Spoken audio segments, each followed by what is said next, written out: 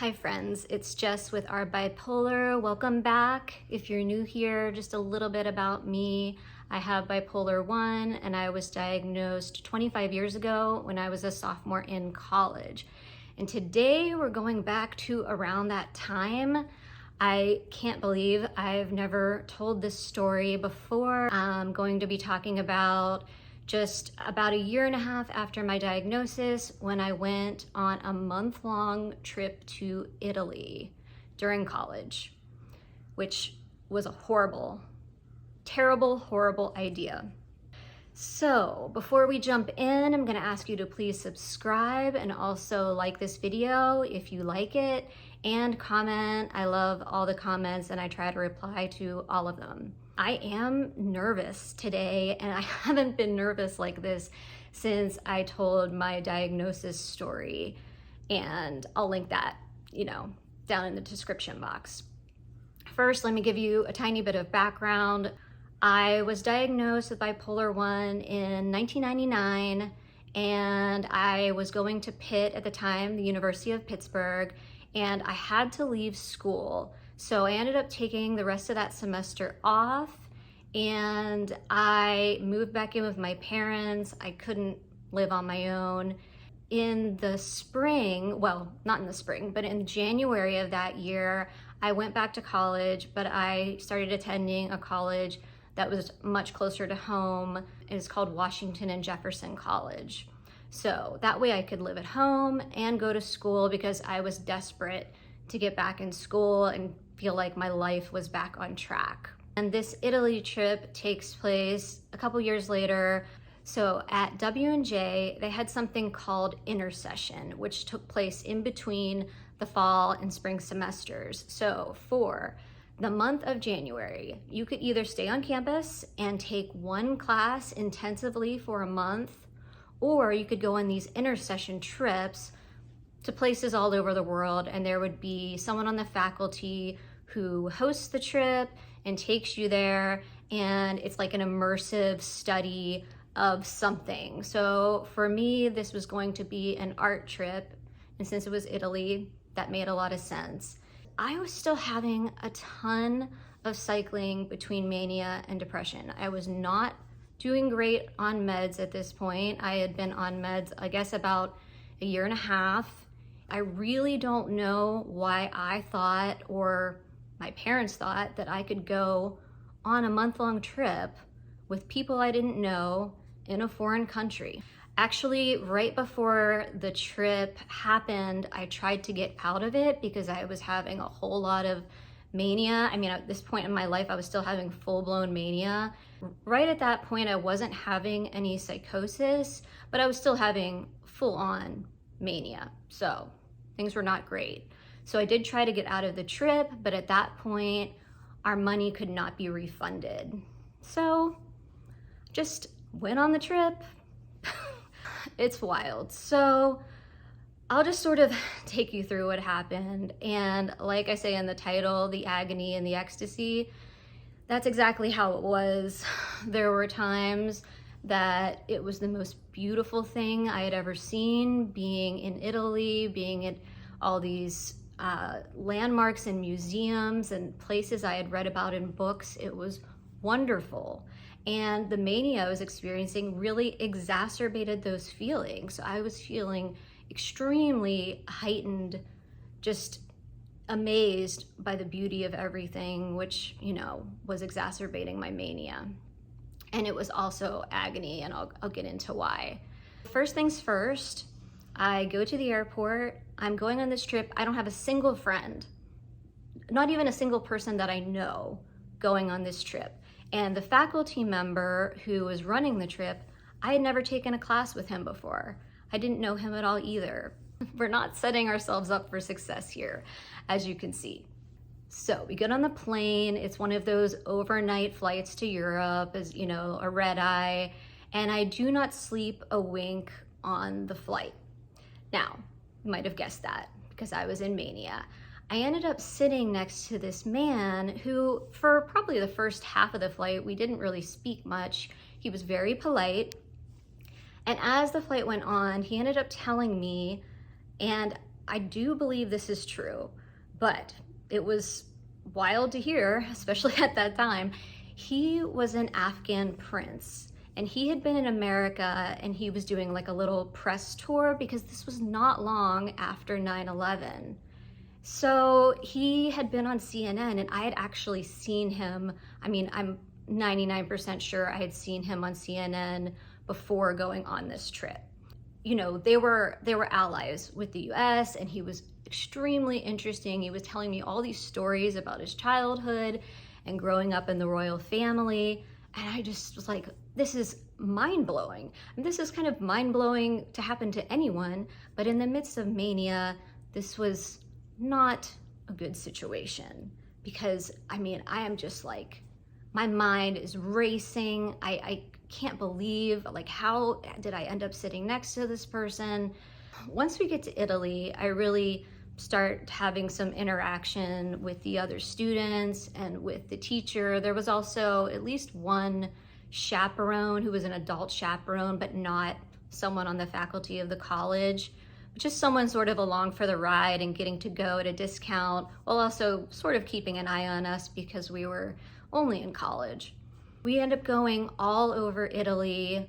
We went to Rome, Florence. Florence was my favorite. We went to Naples. We went through Tuscany, Sorrento, Assisi.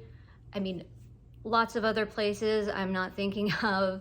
Right off the bat, I realized that the pace of this trip is really too much for me.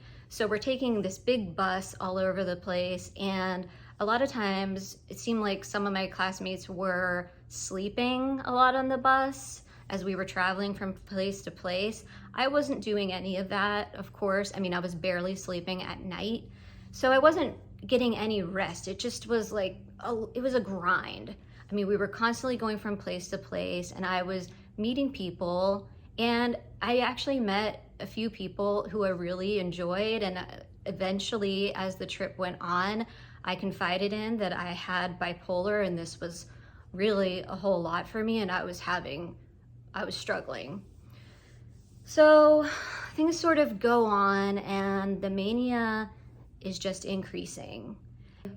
I check the calendar, and I realize I still have 3 weeks until I get to go home, and that was shattering to me because I really needed some help.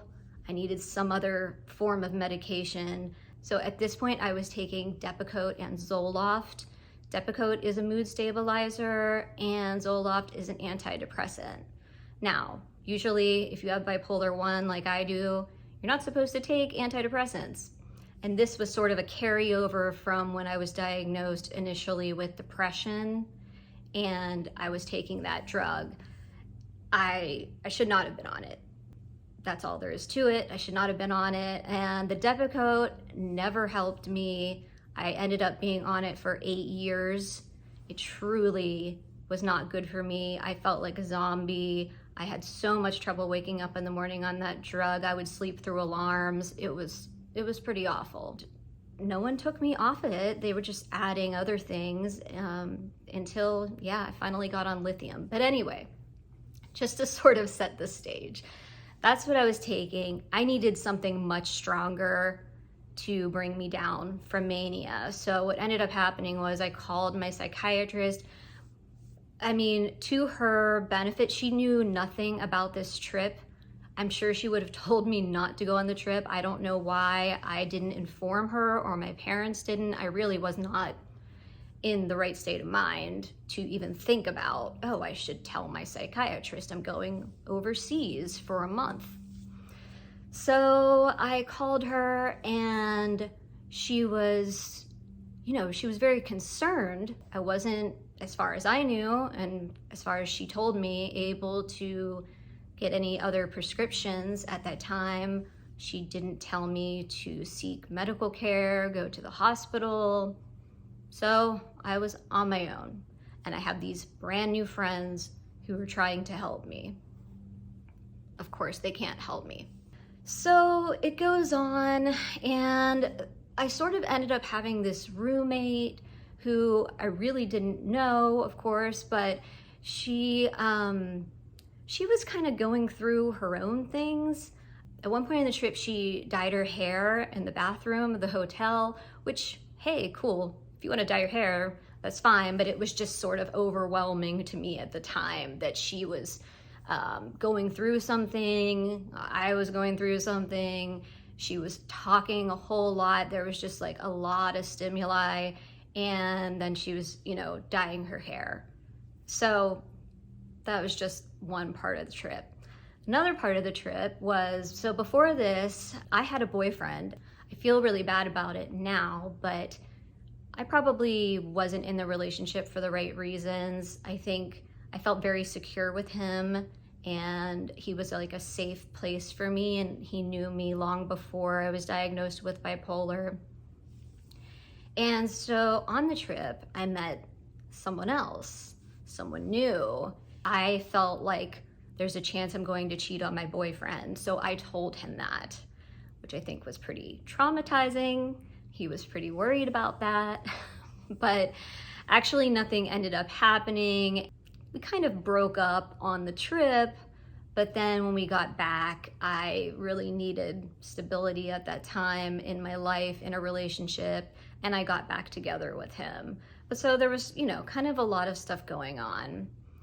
So as I said, you know, just being there, being in this country, I mean, it's one of the most beautiful countries in the world. This was, it was, in a way, I mean, it was like the best and worst times of my life.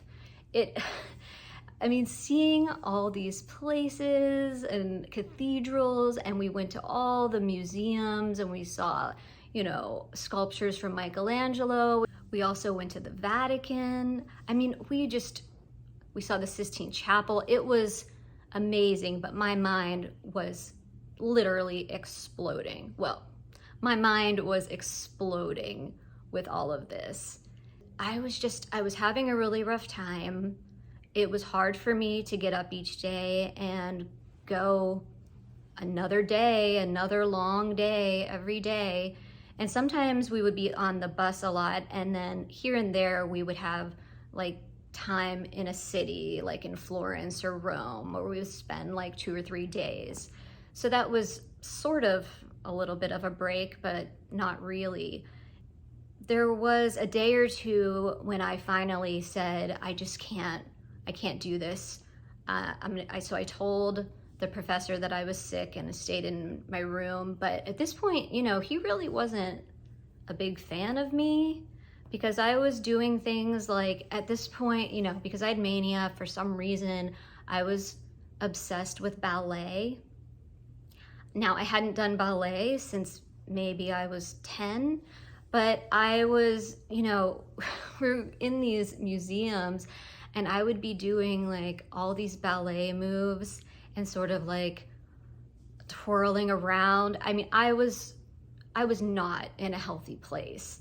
But you know, he has no idea what I'm doing, or that I'm actually in a mentally ill place. And then when I wasn't participating at times, I don't know what he thought, but he just didn't want to have to deal with me. That was pretty clear.